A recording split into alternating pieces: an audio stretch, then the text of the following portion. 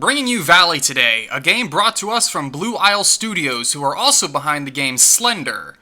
They, kinda went the other way with the story on this one.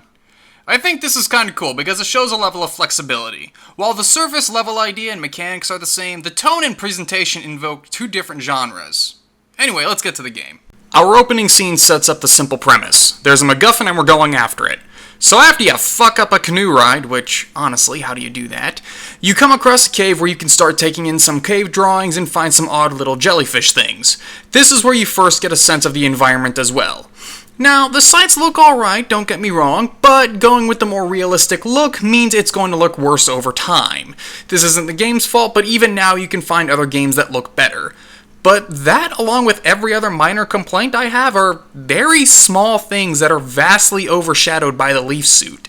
The Leaf suit is like the goddamn Iron Man suit, you know what I mean? You saw Tony Stark get in that suit and play around and mess up, but it was still cool, and he was all, yeah, I can fly. Well, with this, yeah, I can move.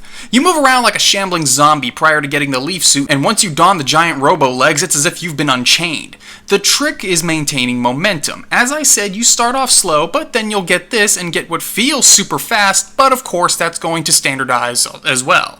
Half the fun is finding ways to zip around like the fucking Roadrunner. This is where you're going to start seeing the idea of the game. If I were to categorize Valley, I'd refer to it as a puzzle platformer. It certainly feels that way. Unfortunately, there's only about 2 or 3 puzzles depending how generous you are. First is find something to jump on to get to the next thing to jump on. But it's not always in plain sight, such as this moment you're trying to activate some tower in the middle of a lake. Or maybe it was plain sight and I'm just dumb. Anyway, moving on, the other big puzzle is finding ways to break walls or floors. And there's only one solution. Gotta go fast. Don't get me wrong, it's fun to go fast and fun to break stuff, but there isn't much else to it. Another core ability is to play God and kill or revive things based on your desires. See, I thought what the developer was going to do with this was like a time stone thing in Skyward Sword. You know, take some life from here, it opens a walkway there, and so on. That wasn't quite what happened. There is a different nifty thing that happens though. See, when you die, the Leaf suit brings you back to life, but it does so by sucking out the life of the environment. So the more you die, the more you see the surrounding land die. This is a really cool way to have in-game deaths be part of the story. Now, maybe it's just me, but I didn't die a lot though. So in order to see the max damage around me, I had to drown myself repeatedly. I think the devs missed a huge opportunity not having the player manipulate life in the environment to solve in-depth puzzles. There's something that resembles combat as I get to shoot the bad guys with my hot frothing bursts of life. It's very basic shooter combat. They shoot you, you shoot them. Your energy gets chunked away each time the bad guy shoots you. So, in a strange twist, the more you miss, the more HP you lose. I think this is why the dev made the enemies very large. Even a beginner with the controller can easily hit these things. I think that was a good move.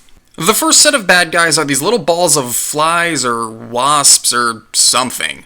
They're really more of a nuisance than anything else, and the game acknowledges this. In one of the audio recordings, Virginia casually dismisses them as such.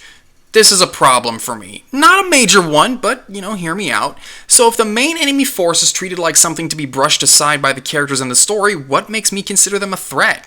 Was this like an in-joke for the devs? I'm not saying it completely destroys the game, it just bothers me. The other big baddies in the game are these ghosts that do the exact same thing. Don't get me wrong, they took me by surprise when I first saw them, but after a minute it was the same product in different packaging. They still shoot, they still wander around aimlessly, they still have a large hitbox. Some of them go invisible for some reason though.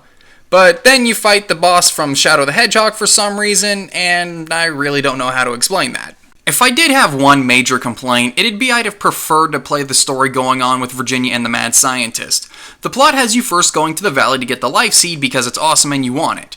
Then you figure out all the shenanigans going on and take it upon yourself to blow everything up.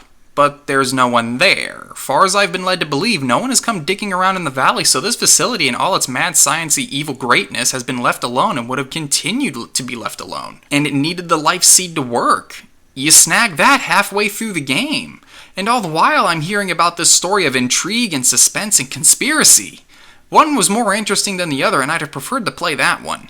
The game isn't challenging, the path is linear, and the enemies have large hitboxes and die in a couple hits. But the movement is so fucking cool. Me personally, it would have been a better idea not to have enemies in the game at all, but instead double down on the puzzle elements, especially anything that allows me to maintain momentum.